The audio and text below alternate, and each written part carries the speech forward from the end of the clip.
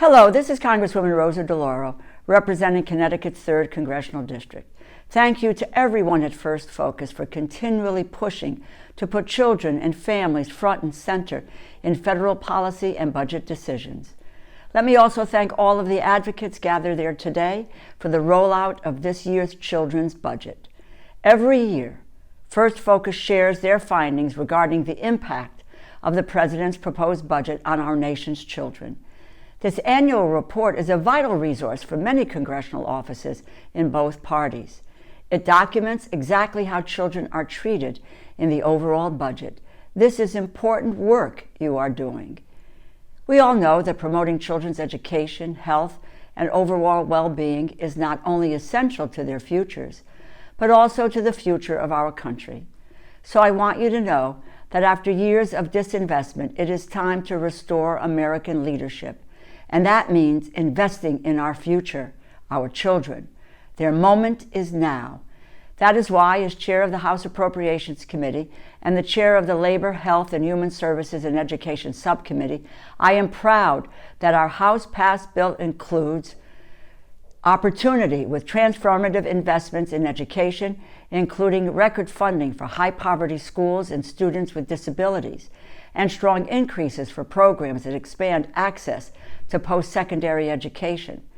It supports middle-class and working families with increased funding for child care and development programs, Head Start and preschool development grants. It invests in children's mental health resources to address the mental health crisis in this country that has been exacerbated by the COVID-19 pandemic. And much, much more. If I went through every program, it would take me hours. But what is important is to remember that the work of the Appropriations Committee and the targeted investments and interventions we make now will make a lifetime of difference for the children that they reach. As many of you know, well before I became chair of the Appropriations Committee, I have been fighting to make the child tax credit permanent. And after the first 4 rounds of the child tax credit, the checks having hit families' bank accounts and mailboxes, it has been incredible to hear from so many about what they have meant to them and their families. It is a new lifetime for the middle class, and it allows us to emerge from the shadows of the pandemic and related economic calamity. They have used these monthly checks for childcare, food, diapers, school expenses, braces, and maybe even swimming lessons. Families are relying on the child tax credit, and it is imperative that we do everything we can to lock it in for years and years to come.